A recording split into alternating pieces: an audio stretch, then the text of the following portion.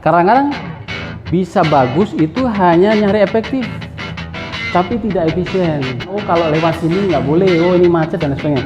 Nanti akan digambarkan melalui simulasi.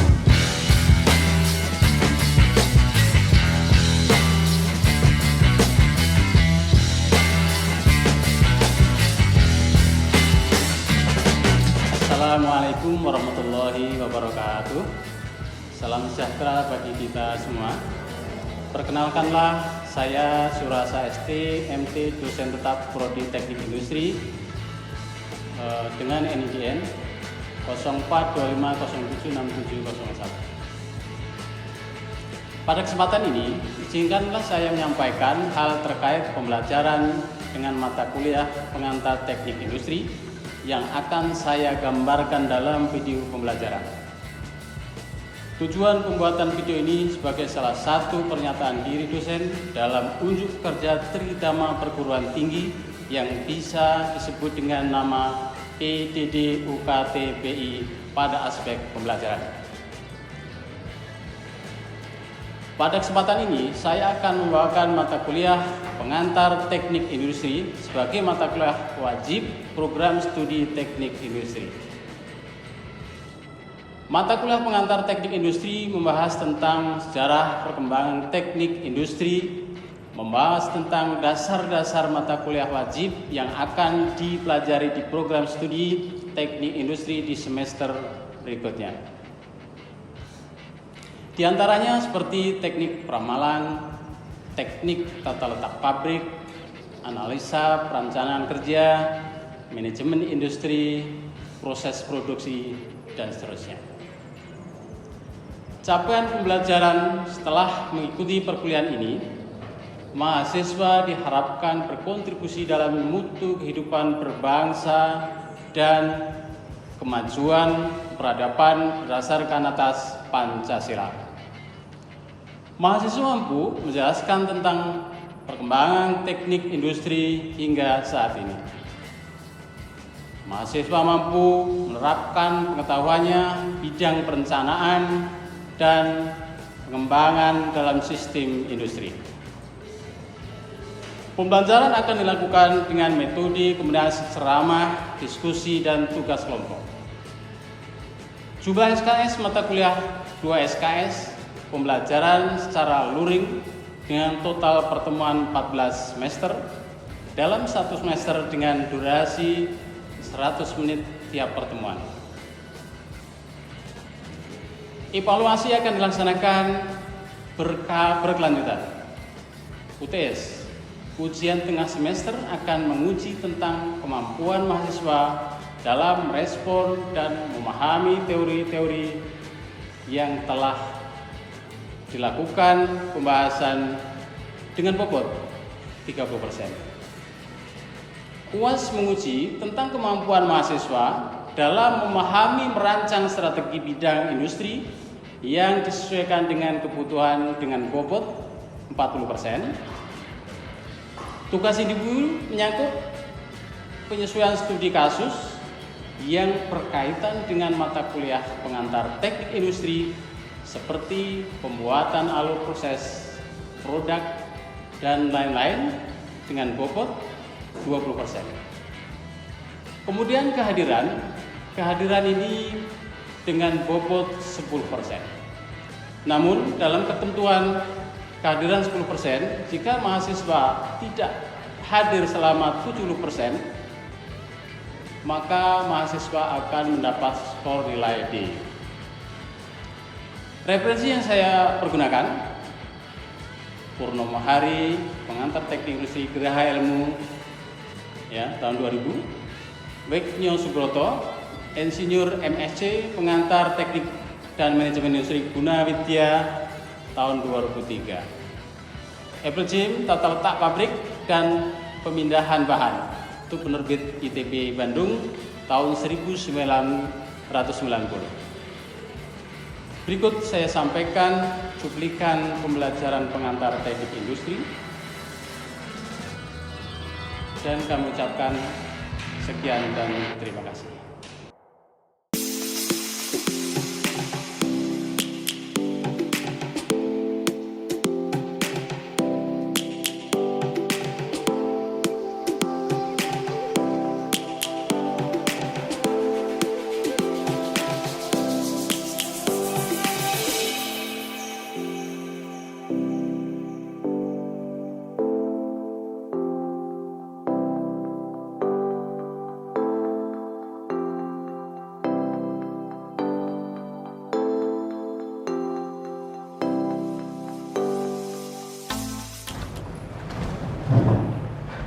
Assalamualaikum warahmatullahi wabarakatuh. Waalaikumsalam warahmatullahi wabarakatuh.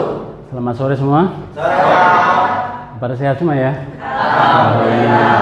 Oke, karena inti dari pertemuan nyari pengetahuan itu adalah sehat dulu ya. Kalau nggak sehat nanti akan bermasalah. Nah, kira-kira seperti itu ya.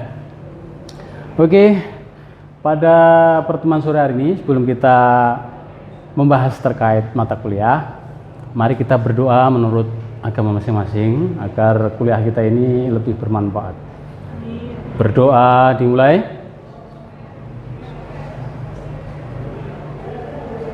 Berdoa cukup. Baik, karena ini pertemuan perdana, perkenalkan nama saya Surasa STMT, dosen tetap Universitas Pamulang. Selamat berjumpa dengan saya. Nah, kemudian kita akan membahas terkait pertemuan kali ini. Kali ini saya mengemban tugas untuk belajar bersama, menyampaikan pengetahuan terkait tentang pengantar teknik industri. Karena pengantar teknik industri itu adalah mata kuliah khusus bagi prodi industri. Nah, kemudian teknik industri itu kita memiliki tujuan dalam pembelajaran untuk teknik industri itu agar mahasiswa termasuk kalian itu mampu menjelaskan tentang perkembangan organisasi industri, kemudian mampu memberikan penjelasan terkait peran-peran teknik industri dalam perkembangan zaman, kira-kira gitu ya. Nah, itu tujuannya. Nah, tak indah bahwa kita nggak mengenal ya namanya industri itu. Jadi teknik industri itu berdiri semenjak kian lama, cuma nama dari istilah teknik industri itu banyak orang mendefinisikan. Nah, kalau kita lihat di sini, di antara yang paling terkenal adalah Institute of Industrial and System Engineer. Itu mendefinisikan bahwa teknik industri itu berkaitan dengan perancangan, perbaikan dan pembuatan sistem, ya kan? Terintegrasi untuk mengoptimalkan suatu kegiatan manusia, kemudian ada materialnya, ada informasi dan energinya.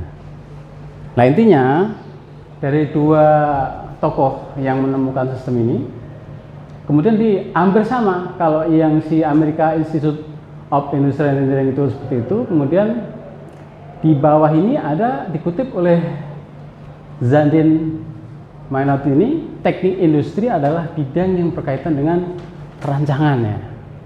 Ada perancangan ya, kemudian ada perbaikan, instalasi sistem yang terintegrasi. Nah, dari beberapa penemu istilah itu, sebenarnya teknik industri itu bisa dimudahkan cara pemahamannya menjadi suatu teknik di mana teknik industri itu bidang ilmu, ya, bidang ilmu yang konsentrasinya atau untuk mempelajari tentang proses input untuk menjadi proses, istilahnya gitu ya, rada sulit tapi ini mudah dimengerti. Proses suatu produk atas dasar atau melibatkan manusia, mesin, metode, material, dan memiliki tujuan supaya proses itu memiliki nilai tambah, yaitu teknik industri. Nah, kira-kira istilahnya gitu kalau digabungkan. Nah, kemudian sejarah berdirinya teknik industri ini di Inggris ya, ada revolusi di industri abad ke-18. Ini keemuluman dari teknik mesin. Jadi teknik industri itu pohonnya itu, induknya itu teknik mesin. Tapi ada setelah berdiri industri itu ada kecabangannya gitu kira ya.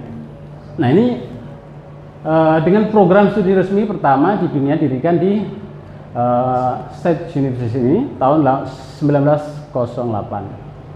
Ini yang tokoh utamanya yang dikenal Frederick Taylor itu. Inilah yang merupakan awal cikal bakal untuk industri ya. Meskipun banyak para ahli, tapi itu yang ini. Kemudian ada yang dikenal dengan Adam Smith, ini juga sama. Itu mengembangkan konsep pembagian kerja. Mengembangkan konsep pembagian kerja Ini Adam Smith ini.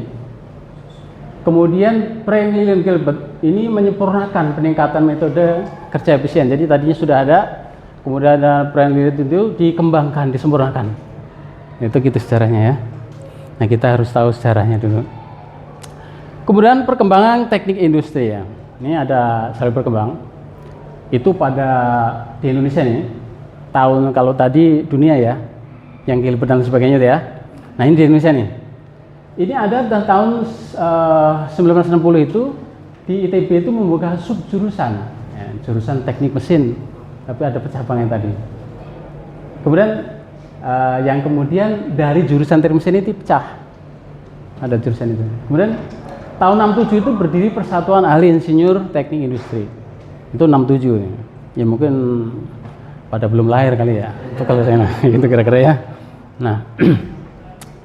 Terus kemudian selanjutnya itu di tahun 1971 itu didirikan teknik industri yang terpisah dari teknik mesin. Baru di 71 itu ini teknik mesin sudah pecah nih menjadi teknik industri gitu. Jadi kita sebagai orang teknik industri paham itu. Nah, itu satu. Kemudian di 86 ini sudah mulai ada berdiri organisasi profesi. Ini yang ada di Jakarta. Jadi profesi teknik industri itu sudah di 86 memang benar-benar sudah ada organisasinya gitu ya. Nah, itu boleh diingat. Nah, ini konsen kita. Jadi ilmu dasar dalam teknik industri. Ya, ilmu dasar itu semua itu melibatkan atau cabang dari ilmu itu ada yang namanya sistem produksi, ada manajemen, method engineering, ergonomi ya. Ergonomi ada perencanaan dan perancangan fasilitas, ada simulasinya, dan juga ada material handling, dan ada operational research. Nah, ini adalah yang akan dipelajari teknik industri di semester berikutnya. Nah, kira-kira gitu ya. Teknik industri akan mempelajari manajemen. Manajemen yang maksud adalah manajemen yang berkaitan dengan industri. Itu banyak sekali. Ada nanti belajar manajemen sumber daya manusia ada juga belajar manajemen industri itu sendiri ada juga nanti akan belajar manajemen proyek, ada juga akan mempelajari manajemen rantai pasok. Nah, lalu teknik industri berikutnya apa aja? Sistem produksi. Sistem produksi itu kalian akan pelajari bagaimana memiliki sistem produksi yang bagus, prosesnya seperti apa. Itu nanti akan dipelajari di pertemuan berikutnya atau di semester yang akan datang. Kemudian metode engineering. Jadi kalau kita melakukan penyelesaian suatu masalah, tentunya tadi ada manusia, ada material, ada barang, ada yang satu lagi metode. Metode itu strategi, metode. Nah, metodenya apa yang dipergunakan? Nah, nanti akan kita belajar metode engineering. Metode engineering itu bisa juga nanti kalau menyelesaikan perencanaan optimasi mesin, maka bisa juga menggunakan metode Overall Equipment Effectivity atau OEE. Bisa juga metodenya kalau mempelajari terkait mengenai rencana produksi, kalian bisa menggunakan metode analisa SWOT analysis. Atau kalian memiliki metode lain, mungkin operation research, kita akan menggunakan metode transportasi, ya kan? OR itu misalnya ya. Jadi kira-kira seperti itu. Kapan dipelajarinya? Akan berbeda semester. Nah, kalau sekarang ini semester awal, maka kita akan mempelajari dasarnya. Dasarnya akan pelajarin apa? Nanti kita akan berikan metode engineering, tapi kulitnya aja. Oh, nanti akan pelajarin ini. Kemudian ergonomi kaitannya dengan kesehatan, kaitannya dengan pekerjaan. Maka nanti di semester pengenalan ini kita akan kupas sedikit dasar ergonomis. Nanti ergonomi yang selanjutnya akan dipelajari di semester 4 ya. Nanti akan ada praktikum ergonomis. Ya, mungkin kita akan mengenal mengenai orang duduk yang ergonomis itu apa, kan seperti ini ya.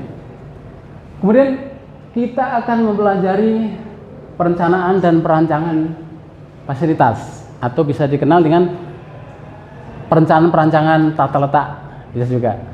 Jadi bagaimana merancang fasilitas yang benar, bagaimana kita akan merancang suatu skup kerja, ruang kerja yang ergonomis, nanti bisa dipelajari di sana.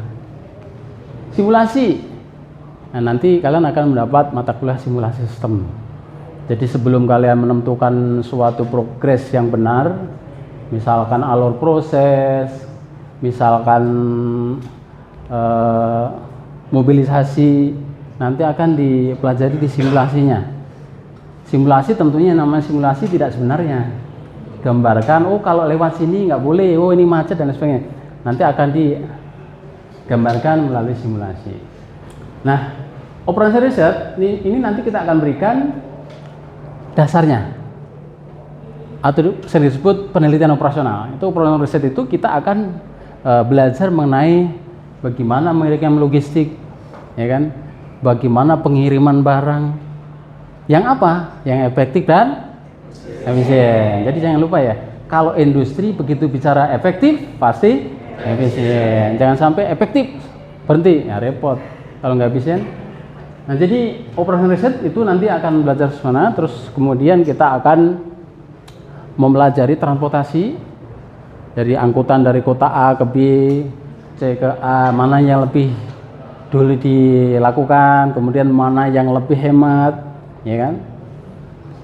Nah, dan pengiriman material juga akan dipelajari, material handling ini. Jadi semuanya ini yang akan dikuasai bisa dirangkum di dalam pengantar teknik industri. Jadi pengantar teknik industri itu harap diperhatikan dengan matang, karena kalian nanti setelah mempelajari kulitnya di pengantar teknik ini, kalian akan ditemukan yang sebenarnya. Nah, di sana harus digali dengan matang, karena nanti tujuan lulusan teknik industri itu bisa menyelesaikan suatu permasalahan terkait industri. Oke. Nah, kita karena dasarnya, maka itulah kira-kira yang dipelajari. Nanti kalau kita bicara mengenai simulasi, nah, atau kita bicara perencanaan atau ergonomi, nah itu nanti secara detail boleh kalian tanyakan di mata kuliah berikutnya. Musyawarah ini, tapi ini kira-kira yang akan kalian lakukan pembelajaran. Oke.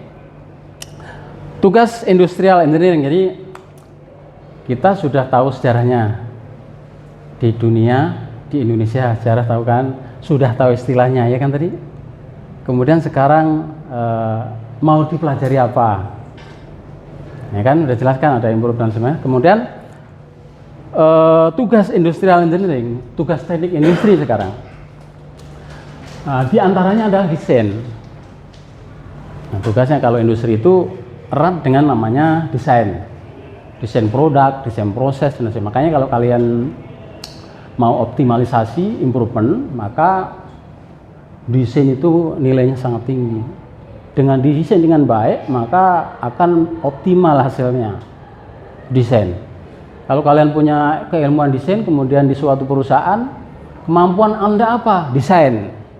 Desain baju, desain prototipe, desain peralatan. Desain itu asal muasal dari gagasan. Desain. Kemudian apa? Improvement. Setelah kita menggambarkan, mendesain sesuatu, sudah jadi. Nah, oke. Kemudian improvement dan intelligence. Ya. Apa metodenya? Metodenya ada yang ergonomis, ada rekayasa, ada aplikasi. Ya, nanti kalian akan belajar ini. Kemudian ada juga fase-fase revolusi industri. Jadi ada fase-fasenya revolusi industri itu, dari perkembangan itu ada pra-revolusi dan ada revolusi. Kalau kita lihat dari secara fase-fase, maka ada yang namanya fase industri 170 270. Nah, kalau pembahasannya, kalau revolusi pertama itu ada mulai peralatan canggih manusia itu sudah mulai dikenal. Jadi ditemukan peralatan-peralatan dari konvensional tadi. Kemudian fase kedua, ini di tahun 60 ya sampai 40. Kemudian di revolusi 2.0 ini adalah ditandai dengan adanya listrik, jadi penemuan listrik dan sebagainya. Maka dimulailah improvement, ada fase penemuan tentang listrik, ya kan. Begitu ada penemuan baru, kemudian berubah fasenya. Yang tadinya nggak pakai listrik, begitu pakai listrik ada perubahan kan itu ya. Kemudian fase ketiga itu adalah listrik sebagai daya utama. Ini sudah dikembangkan. Jadi ada penemuan IT ya, ada telepon dan lain sebagainya, itu adalah di fase ketiga. Kemudian fase keempat ini fase di mana otomasi ya, otomasi dipergunakan, pertukaran data dengan ditandai ada AI itu dan lain sebagainya, ada robot, itu udah sekarang ini fase 4.0 ya. Nah, kira-kira seperti itu. Nah, sedikit setelah kita tahu mengenai sejarah industri tadi, maka kalau ada yang nanya ini kira-kira, kita bicara industrial engineering. Industri itu adalah tempat, kemudian engineering itu caranya. Kalau ada orang nanya, apa perbedaannya dari industri dan kawasan industri? Ada yang bisa ngasih jawab? Tunjuk tangan. Ya, silakan. Saya kalau industri itu suatu tempat proses produksi. Kalau kawasan industri itu kumpulan dari si industri tersebut. Betul sekali. Mantap. Jadi buat industri itu hanya satu tempat aja. Tapi kalau sudah pembuatan tempat itu digandakan banyak di sana, maka disebut suatu kawasan. Itu betul sekali ya. Jadi kawasan industri sekarang pasti banyak pabrik-pabrik. Tapi bagi pertanyaan, kalau pertanyaannya home industry, apa ada kawasan home industry? Ya tidak ada. Tapi kenapa disebut home industry? Karena industri satu tempat hanya di rumah, kan kira-kira gitu ya. Cukup jelas? Ada yang nanyakan? Yang belum jelas silahkan diberikan pertanyaan. Saya Pak. Ya. Jadi sebelumnya saya kan pernah magang nih ya Pak di salah satu perusahaan manufaktur. Dan saya lihat nih kondisinya tuh di sana mesinnya udah canggih-canggih, operatornya juga udah terlatih gitu. Terus tapi kendalanya tuh di alur prosesnya. Kadang di line A ada bottleneck nih, tapi mungkin di line yang lain tuh malah kosong gitu. Nah itu kan kayak sistemnya kan kurang terintegrasi gitu ya Pak. Nah kira-kira peranan kami ini sebagai lulusan teknik industri itu apa sih biar si alur proses ini tuh bisa lancar gitu, nggak terjadi bottleneck gitu Pak. Oh baik. Pertanyaan bagus ya. Coba. Pertanyaanmu ini pertanyaan semester akhir biasanya begini. Jadi bagaimana di saat ada industri yang nggak jalan ke sana, padahal semua udah baik. Nah kalian punya ilmu industri, ingat tadi ada desain proses, improvement. Nah itu yang digunakan.